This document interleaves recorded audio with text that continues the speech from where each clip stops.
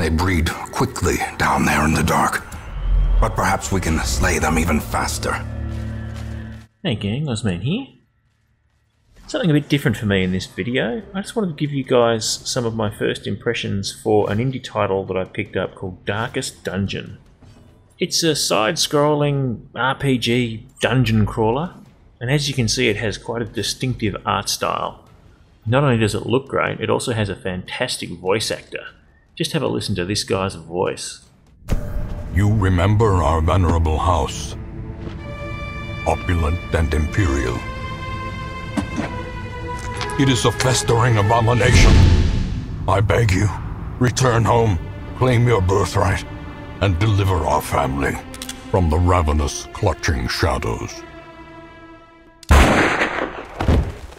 of the darkest dungeon. So the fact that I've made a video about it probably gives you an idea that I really like this title. And one of the reasons I like this title is it is a challenging game. It has a steep learning curve and it punishes you hard for mistakes that you make. So what do I like about it? It has quite a unique angle on RPGs and how things work and how you build your party and who your heroes are. In Darkest Dungeon, the biggest challenge you face is probably the mental health of the heroes, in inverted commas, who make up your party. Exploring these dungeons generates a lot of stress for your characters. Getting struck by monsters, getting caught in the dark, they all add up. And when they get too stressed, your characters develop neuroses and quirks and mental health issues. Now these issues can affect their stats directly, or they can affect other aspects of the gameplay, such as what they can and can't do when they get back to town outside the dungeons. I think this is a really neat game mechanic.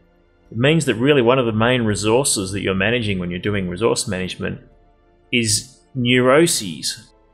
You need to work out which of your characters you're going to try and correct for their neuroses, and which of your characters simply need to be dropped and discarded. Unlike many RPGs, you should not become attached to your characters in Darkest Dungeon. And besides, there are always more adventurers willing to take part in your quests arriving on the wagon every week. So the combat is turn-based and it is uncompromising. Which skills you choose to equip your characters with, which character classes you bring, and how you position your characters are essential to winning combat. But you need to be aware that there are plenty of monsters who can ruin your party's marching order. Combat can turn very quickly. One lucky crit here or there can be the difference between your party succeeding or your party getting slaughtered. Such a terrible assault cannot be left unanswered.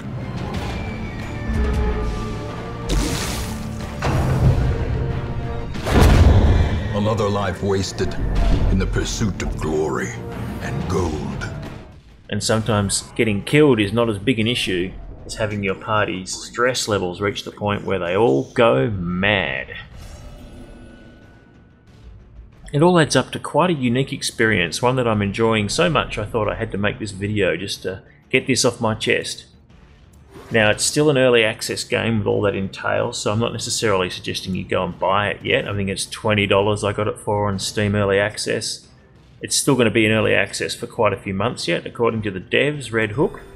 But either way, I'm enjoying it a lot now. It seems to be feature complete.